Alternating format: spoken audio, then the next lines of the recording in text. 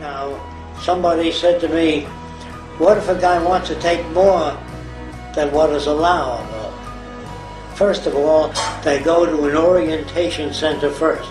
It describes how the city works, where you can access food, where you can pick up information in the area. It's just like if you want to fly an airplane, they don't put you in an airplane. They put you in a unit and you move the controls first, just to get the feel of it. Then when they bring you over to an airplane, they say the first thing you check is the tires. And you check the air pressure, and you check the movement of those and make sure they all work. And then you sit in that plane for a little while, get familiar with the instrument. You can't move normal, fucked up people into this city and expect to have a decent world. You can't. Any more than you can become an engineer without going through a specialized environment called the university.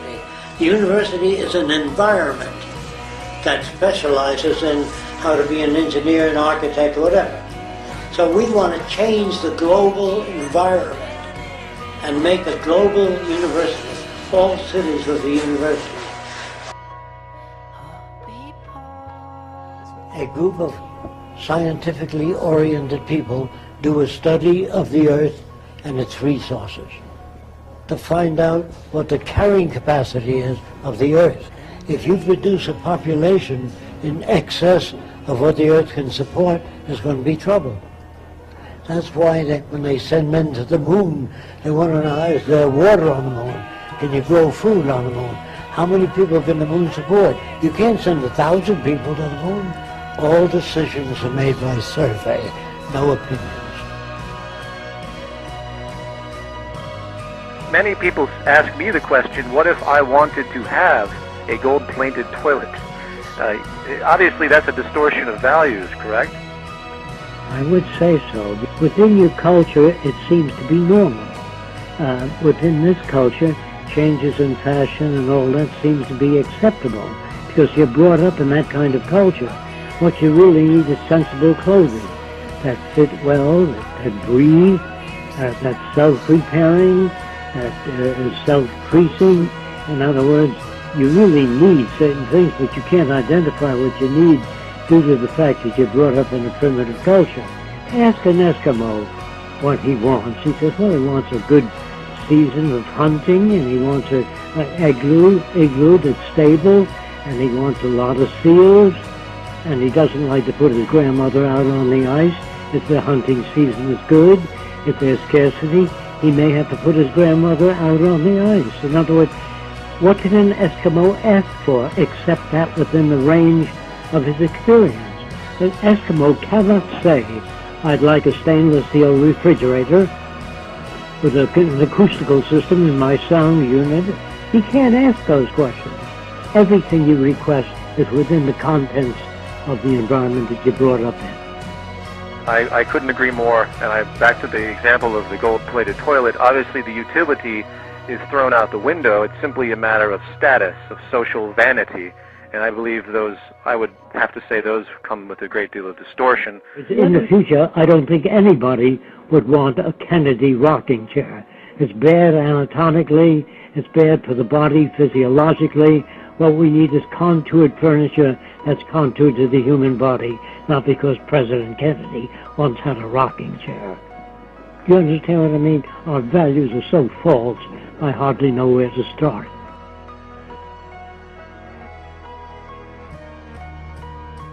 Science is really the ability to predict the next most probable. That's what the real meaning of science is. Gaining the ability to predict the next most probable. When we talk about science, we're talking about a method of looking at a situation, a method of evaluation that differs from the opinionated system. If you ask me, I'll tell you. The scientific method has no special connection to truth. It really has a better way of looking at things than the earlier systems, which everything was attributed to gods or demons. This is where we get into applying the scientific method to society. Yes. Now, this is not in the book yet. The scientific method applied to society is something people don't think about much.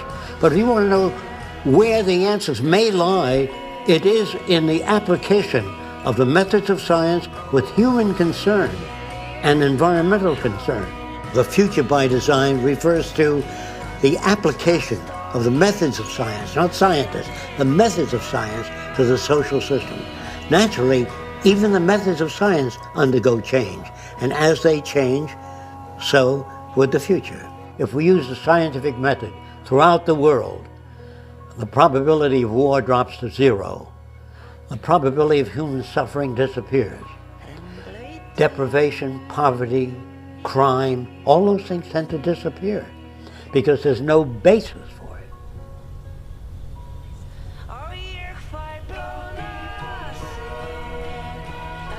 Jacques spent a lot of time before studying people. He started studying how animals behave and how to change the behavior of animals or predict the behavior of animals.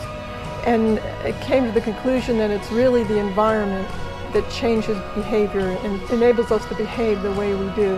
Any culture in the world today tries to educate people so they'll serve a function in that particular culture. In other words, if you grew up in a Nazi culture, the flag waving and the swastika are the kind of things they put forth. If you're brought up in a primitive tribe, handling the javelin, the bow and arrow would be the kind of thing that you're exposed to.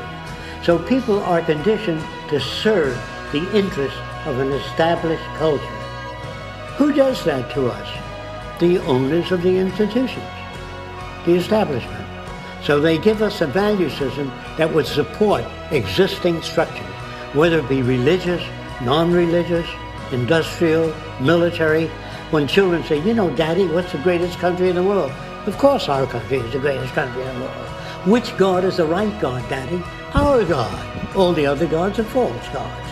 So picture this, a Roman family taking its kids to see the Christians being fed to the lions.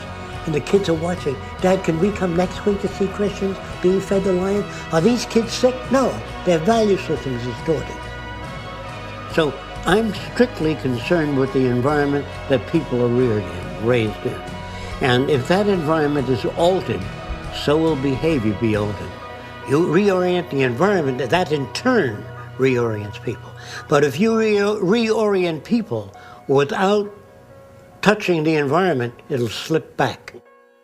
So when you try to think about the future, remember this.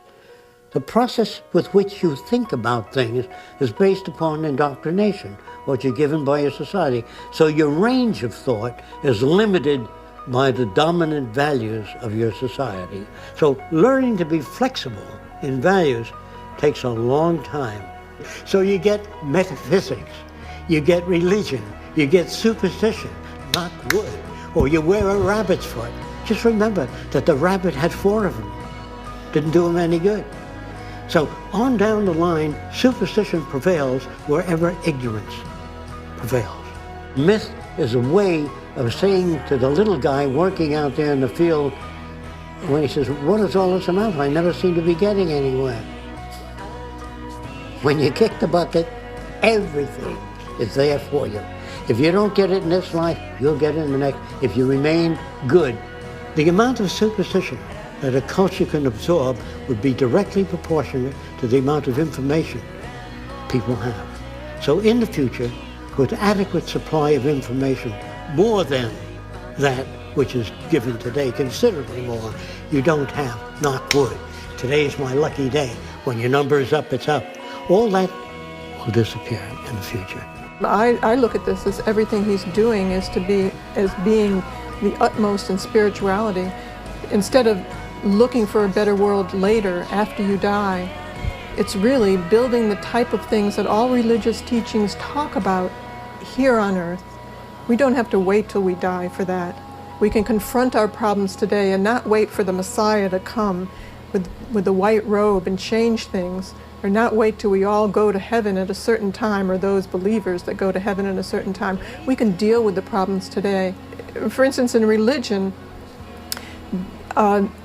they put things on the will of God. If there's an accident, it's the will of God, and it stops you from thinking. It stops you from being innovative. It stops you from thinking about, well, how do we redesign the transportation system so we don't have those problems anymore? So he's worked with priests and he's worked with religious people and kind of expand their horizons a bit so they can be more creative. They look at the environment that shapes people's behavior, and they don't call them good or bad anymore. They think about shaping the environment to get more constructive behavior. If you were to ask me to redesign the world and the way people live, first thing I would have to do is conduct a survey, find out what we have, how much water do we have, how much people, how much arable land area. After I know that, then I can base the parameters of design on what we have. What you really need is an understanding of the Earth's resources by agronomists, geologists, geophysicists, people who study the Earth. They don't give you their opinion. They say there's more life in the Antarctic. That's not an opinion, that's a finding. So in the future, no more opinions. You have information in this area? No, I don't. Good. Here's where you might get it, or here's how you might go about finding out. Yeah. So I'm saying all people need clean air, clean water, arable land, and a good relationship of language. So I'm not superimposing Fresco's concepts. I'm using the Earth as the measure. In other words, that we have to live in accordance with the carrying capacity of the Earth. If you use resources intelligently, everybody will live better than Bill Gates. I mean that. How many of you have a laptop? Will you raise your hand? Okay. Did you know that 10 years ago a laptop would cost $10 million? What it does? If you go to any modern airport today, there's a train without people in it that operates it. No conductors, nobody. It stops exactly there. Just as you get cigarettes and Coke from machines, you can automate all department stores. I don't want a young girl standing behind the counter. What can I do for you, ma'am? 15 years, the best years of her life, selling cosmetics. Is that using her head? Is that using education? No. So I say every person in a high-tech society will live better than the wealthiest people today. A lot of people project their own values into a cybernated government. I'd just like to tell you what it is so that you don't have any misunderstanding.